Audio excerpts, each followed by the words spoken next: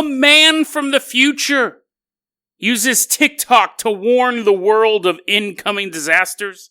And then we travel to Palm Springs to take a look at an old story of a man who was just minding his own business until his body got invaded by an impossibly strong foe. Today on Dead Rabbit Radio.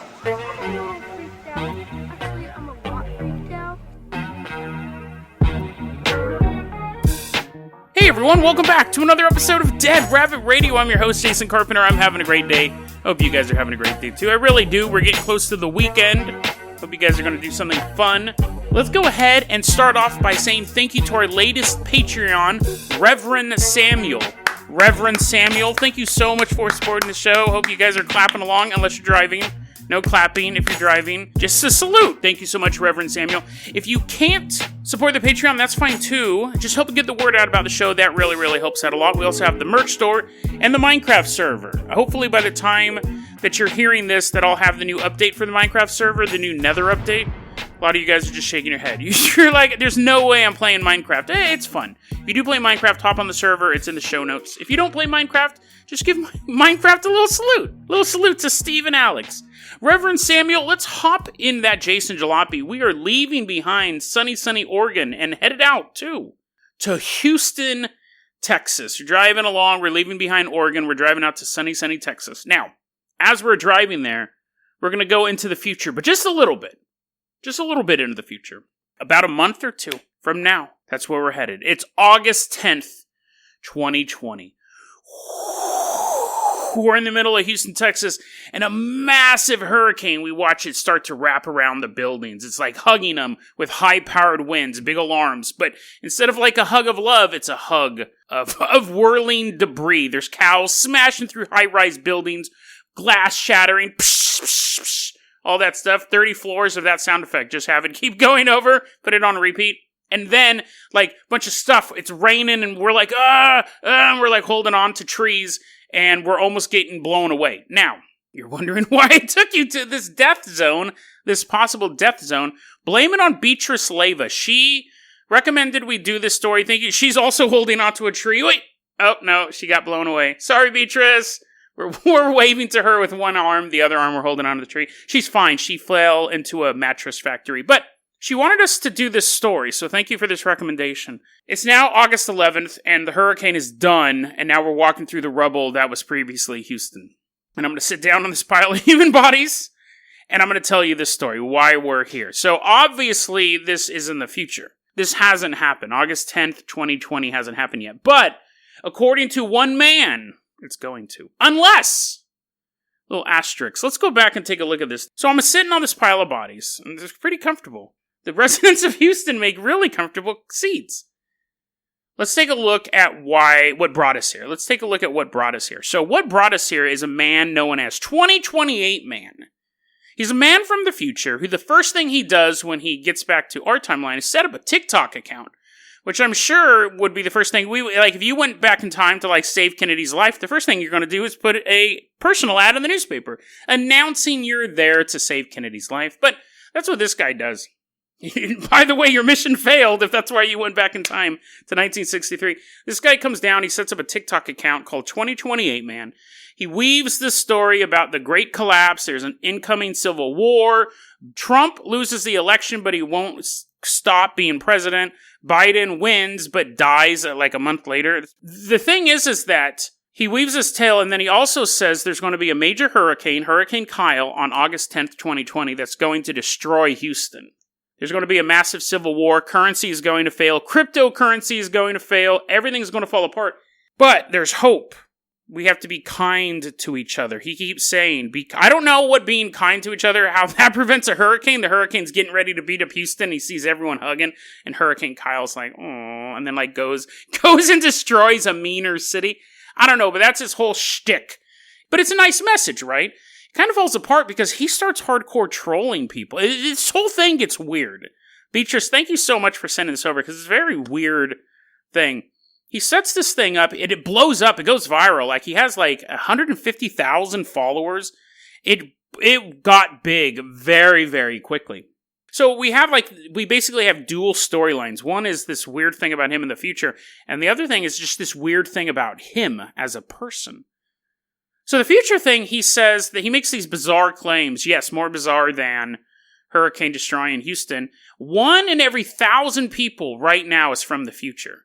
That's huge. I don't know if this guy understands percentages, but that's a massive amount.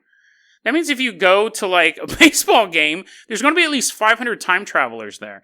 And at that point, we're almost being replaced by people from the future. That's a lot. That's a huge percentage. But it's only men. Only men are sent back in time because women are too valuable. They have to be breeding. They're like apparently some sort of breeding pit in the future, which is just, that's grim. That's grim. And that's one of those details that he kind of added in to build the mythology. He doesn't mention that early on. I don't think he would have gotten 150,000 followers if he was breaking into a car and being like, oh, by the way, we keep women in cages. They're far too valuable to be sent back in time. He also says he's back in time because he's a criminal. Or he did quote something wrong or something bad. He says that people are like, well, wait a second. If the Great Collapse has happened, and there's this horrible civil war, 90% of the population is dead, and all the women are kept in breeding pits, why would it be a punishment to get sent back to 2020 when it's none of those things are happening? Right? And he goes, oh, because that way we're going to have to live through them. Like, this is the worst point in human history from now until the election and all that stuff. This is the worst point in human history. So, they sent us back. They sent us back to this sunny place where we can buy Sprite and eat round table pizza underneath the summer sun. No, how dare you, future! Okay, so then he does the normal thing where I'm surprised this is so popular. He does this normal thing where after probably about 10 videos, he goes, I did it, guys. I met this person who's going to help change the future, so now everything's in flux. None of this stuff may even happen now. You're welcome. And that's really typical of this type of myth. Someone comes back, someone makes these bizarre claims, and then they were never meant to come true in the first place. The person making them up knew they were making them up because they were literally making them up. And then they go, oh, we avoided it. There's a thing called the Godlike Productions effect, or the GLP effect. It's from the website Godlike Productions. It happened all the time. Someone would make a claim. The Illuminati are going to strike on March 13th. 2015. They're going to do this big exercise because there's this military exercise that's planned for Houston, Texas. They're going to do some. So that's the day that the Illuminati is going to make. And then it doesn't happen. And then they go, we averted it because we were talking about it. The Illuminati overlords were also on Godlike Productions, and they go, shh, our plans have been exposed. Godlike Productions knows we can't do it now. It's called the GLP effect. You make up a claim, it doesn't happen, and you say it didn't happen because you exposed the claim. That's the same thing he's doing here. An odd detail, though, because I was watching all these videos, thank you, Beatrice, I had to lose several days, and I still get alerts from this guy, by the way, right? I'm just sitting there, doing my thing, and doodaloop, and it's like, you have a new video, and I gotta watch it, right? Because I gotta see how the story evolves. I'm unsubscribing right after this episode because it's super irritating, but he doxes himself. Which was very odd. He showed photos of his wife, but he also shows his kids. And then he takes that video down, and he goes, yeah, I probably shouldn't have shown my kids. Yeah, probably. Or your wife. And then the video that just popped up today, someone was like, that woman's too hot to be married to you. So he starts showing photos of him and his wife again. It's all bizarre. And that's a good segue to get away from the prophecy stuff and just to kind of this man as an individual. Now, I don't know him. I don't know his real name. But I have some ideas about what's going on here. I definitely don't think he's a time traveler. Right? I think we're pretty clear on that. I don't think he's a time traveler. But I don't think even he imagined it would blow up as much as it did. Can you imagine I obviously put out material. I've been putting material out for 2 years. I have about, I'd say 1,500, 1,700 daily followers. And that's I started off with 14. That's a good ramp up, right? If I had put out my first episode and I had 135,000 people listening from episode 1, it would definitely, I think that would have went to my head, obviously. Like, I think most of those bands, we were talking about Motley Crue last week. You work, you perfect your craft, you make an album, it's a hit, and then it grows from there. It's not like you play one song And they have 135,000 fans. That's what happened to this guy. And it's just, that I think is kind of affecting him in an odd way. Because now he's running for president. Now he's running for president in the year, you guessed it, 2028. And he's turned his TikTok platform away from time travel. He still talks about it from time to time. But now he's talking about how he's going to become president of the United States. And I wouldn't be shocked. This could be part of the jokes, narrative, or something like that. But I wouldn't be shocked if he actually thinks, because he developed a following so quickly, that he has a chance of becoming president in 2028. To be fair, he is a time traveler. So maybe he knows more than I do, but that's weird. That's weird, right? When Beatrice sent this to me, she goes, there's this guy on TikTok who's claiming to know the future. The first video I pulled up of his latest video at the time was he was selling merch. So I immediately was like, this is ridiculous. This is ridiculous. Time traveler coming back in time, getting his message across. Maybe. I mean, most likely not. But selling t-shirts, he's like, I just got to make money, bro. And that was the kickoff for me. If you were a time traveler and you needed to make money, what would you do? Like, obviously, you're headed back into the past. You know you're headed back in the past. Lottery, right? Lottery. So that was the first kickoff for me, was that he comes back to the past, and now he's selling t-shirts because he needs to make money, when any time traveler worth their salt would bring back lottery ticket numbers. But anyways, that also the fact that time travel most likely doesn't exist. But anyways, so now he's thinking he's going to run for president. There's some guy going around called 2029 Man, who's just taking his videos and repeating them word for word, which is kind of funny. And 2028 Man is now making videos against 2029 Man and fabricating evidence from the future. And then he goes, oh, I'm just joking. People are like, if you're a time traveler and trying to convince people that you're from the future, you probably shouldn't Photoshop articles. But now he's kind of on this presidential kick. Someone was complaining about him, and he goes, I gave $110 to a girl with stage 4 cancer, so if you complain about me, you're complaining about her. And people are like, what? And he did apparently give money to $110 to a girl with stage 4 cancer, but, I mean, that doesn't mean I can't analyze this behavior. As far as I know, the whole thing's an act, and he's a totally nice guy, and he's doing some sort of avant-garde performance art. Hopefully he doesn't turn around and turn it into, this was just a social experiment. I wanted to see how gullible people were, because that's always kind of a cop-out thing. I think the easiest thing would have been for him to make the predictions and then say, it's time for me to go back home and delete everything. And that, the myth would have lived on, right? What happened was the August 10th would have come around and there would have been no hurricane, or it wouldn't have hit Houston, and people would be like, oh, he almost saved us, or he saved us, and stuff like that. But now that he's trying to run for president in 2020, it's just basically the mythology is going to go on and on. So I find it fascinating on the level of, one, just the time travel element. Two, it seems to be going to his head. And then three, is it that easy to get successful on TikTok? He's not dancing. There's no booty shaking. It's him sitting in a car that he hotwired, which is most likely his own car that he hotwired. But again, I think there's a short shelf life to that. But we'll find out. If on August 10th a hurricane destroys Houston, I will give 2028 Man $110. There we go. I will pay him back that $110. But I really don't think that's going to happen. So, Reverend Samuel, let's go ahead. We're going to wave goodbye. Houston is being repaired. I'm giving 2028 Man $110. We're waving goodbye to Beatrice. She just has her arm in a sling. She's going to be fine.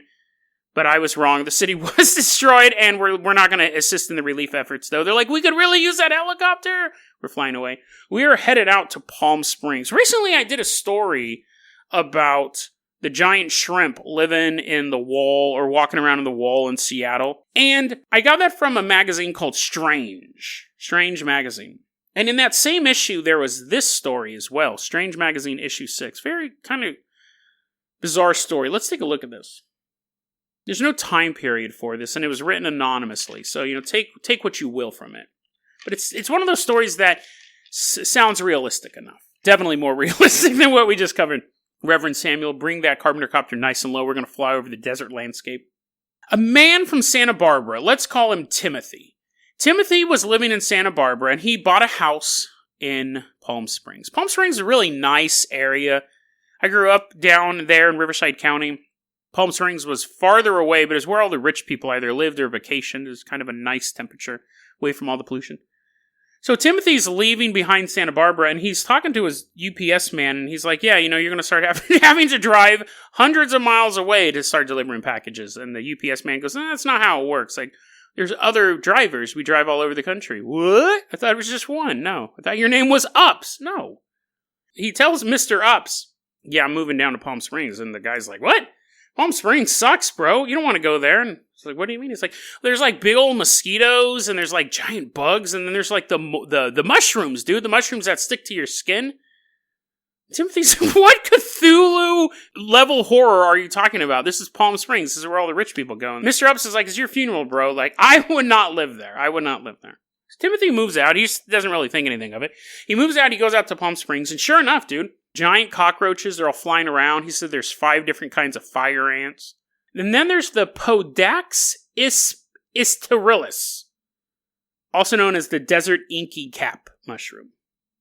And he was actually into mushrooms. Like, this was a hobby of his. So he's like, ooh, yeah. He's like, sees a little inky thing. He's like, yes, I'm going to take a picture of this because my life is completely devoid of meaning. Click. And he would read books on mushrooms and stuff like, okay, I don't think he had a mushroom fetish. He might have just had a passing interest, but he was intrigued by this mushroom. He had heard about it. He read about it in a book. And it's a mushroom that's like a puffball mushroom. So it has a little stalk, and then there's a little ball on top, and then it goes poof, and it blows up, and the spores will just float all around to plant other mushrooms. In the book that he had read years earlier, he remembered coming across a weird sentence in it. It said it was, quote, implicated in attacks on living tissue, unquote. And they, at the time, he's like, that's kind of weird. Like, is it like a triffid? Is it walking around breaking into people's houses? They wake up, they're half mushroom? It also said, no matter what, you should never eat one of these. No matter how hungry you are, don't eat a mushroom that attacks living tissue. So Timothy reads that, has a horrible nightmare that night about inky caps, but then kind of goes on with his life. So then when he's in Palm Springs and he sees one of these, he's like, that's fascinating. I've heard about these. Palm Springs, it's in the desert. And these mushrooms aren't everywhere, but they're there. And they only puff in 110-degree heat. So the chances of you ever coming across one of these things and it exploding near you is very, very small. Very, very small. Usually they're out in the middle of the desert. They're puff. If it's 110 degrees, you're not out on a nature hike. You probably have more serious things to worry about than a mushroom puffing all over you. But Timothy, he's living there for a while. He starts to, because he's a mushroom dude. He's a mushroom man. He starts to hear stories from people. People know him. He's interested in mushrooms, so whenever they come across an interesting mushroom anecdote, they tell him. He said that there are stories of hunters, duck hunters in the area, rabbit hunters in the area, tracking their prey down, getting that gun ready, killing the rabbit, walking up, cutting it open, full of mushrooms. Not like it had eaten them, not in its stomach. It's not all like it didn't die having a good last meal. Like fungus in the skin, on the skin, little mushrooms growing on up until a few minutes ago, living creature. I swear, Timothy, that's what I saw. You're the mushroom man. I figured I'd tell you that story. Thank you. Really appreciate it. Would you like to have a drink? No, because I know you're going to give me some sort of mushroom concoction, and I think mushrooms are gross myself, Timothy. I just wanted to tell you that story. Have a good day. And he would hear these stories from multiple people. He never got him to drink mushroom juice, but he'd hear these stories from multiple people. One day, Timothy's gardening, and he sees one of these mushrooms in his garden. He's like, oh, that's interesting. I mean, Palm Springs, again, is a desert, so it's not like he's living on a patch of dirt, but they explode and they spore everywhere. It's not 110 degrees outside. He's just looking at this, and it's fascinating. It's this mushroom. He's looking at it, puffs, and he watches the black spores just fly and cover him. Now, he gets it pretty bad. He gets it on his neck, gets it all over him. But he mostly gets it on his left arm and his left leg, his left foot. But he gets it on his neck, gets it on his shirt, and he's just looking. I mean, it's a ton of spores, and he's kind of laughing about it. Oh, good old Linky's at it again. Can't wait to talk about this on my mushroom newsletter, because they didn't have blogs back then. I'm sure he'd have one if they existed. He just goes in and washes it off. He just goes in and he washes it off. But then we have this quote. I rinsed myself off with a hose, but the spores stayed in my pores. and in every scratch and small wound on my arms, neck, and feet. About a month later, I got my first indication that something was wrong. A series of small black growths began to emerge from my left arm. I thought they might be spots of road tar that had somehow splashed on me, so I scrubbed them with no results. I just got the weirdest case of deja vu. This is bizarre.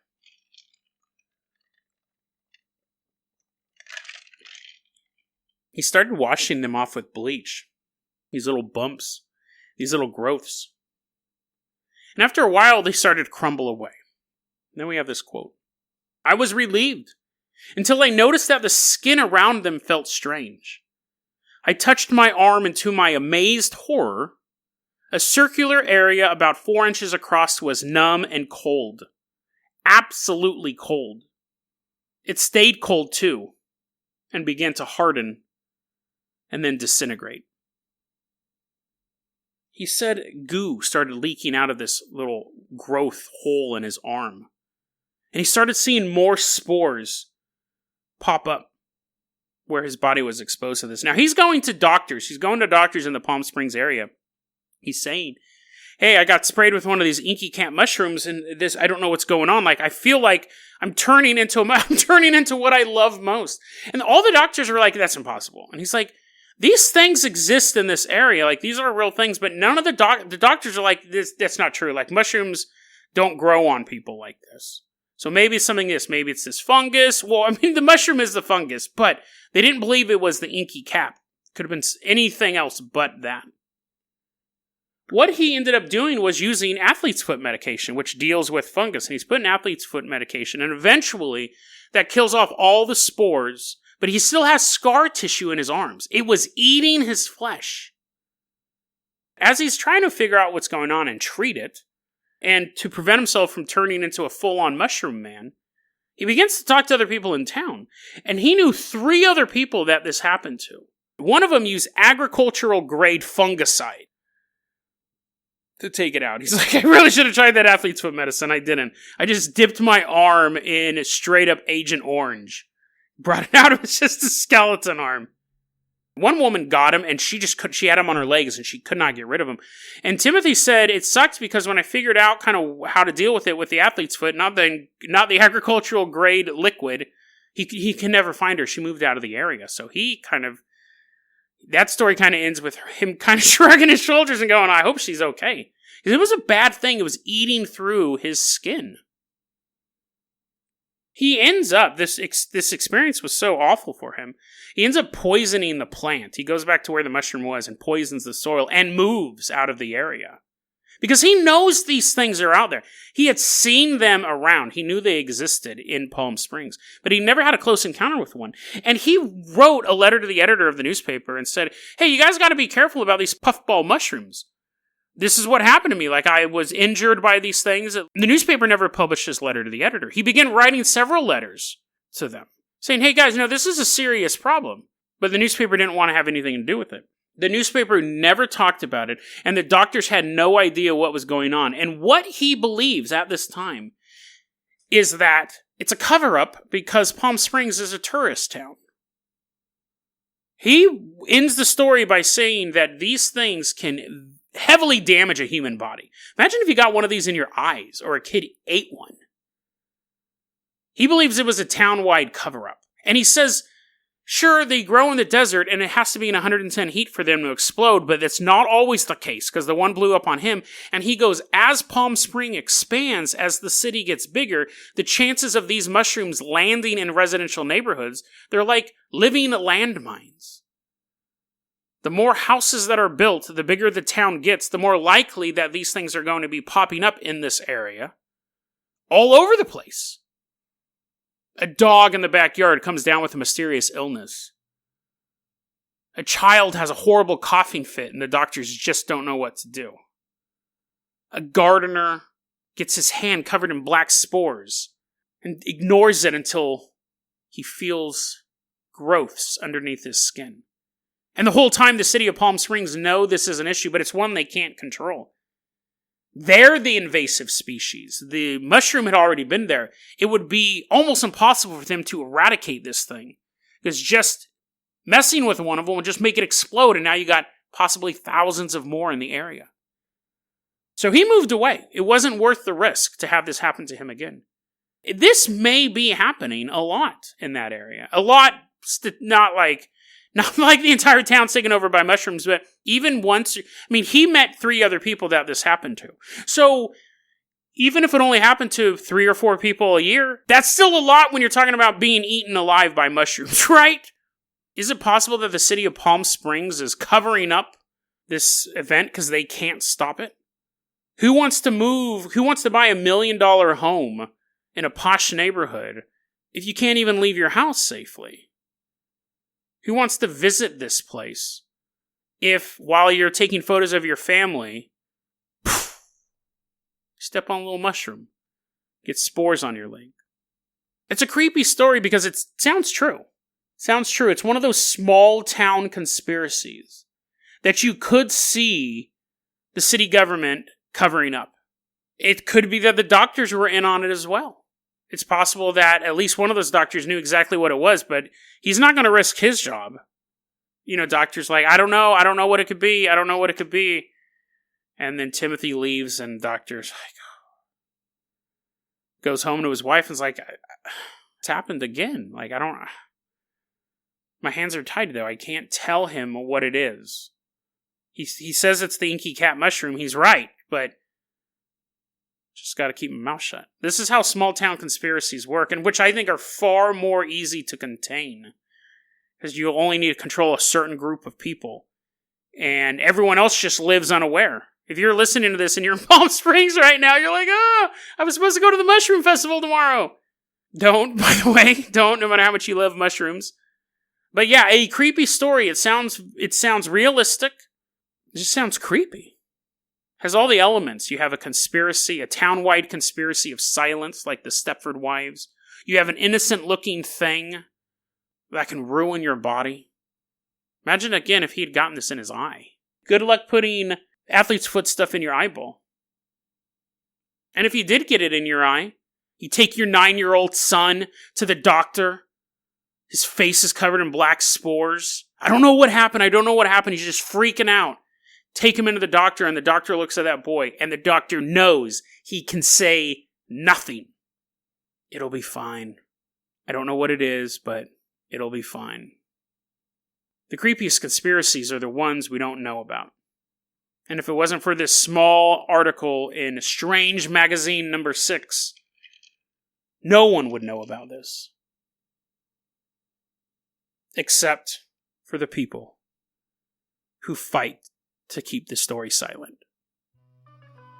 Allegedly, of course. Allegedly. DeadRabbitRadio@gmail.com is going to be our email address. You can also hit us up at Facebook.com/DeadRabbitRadio. Twitter is @DeadRabbitRadio. Dead Rabbit Radio is the daily paranormal conspiracy and true crime podcast. You don't have to listen to it every day, but I'm glad you listened to it today. Have a great one, guys.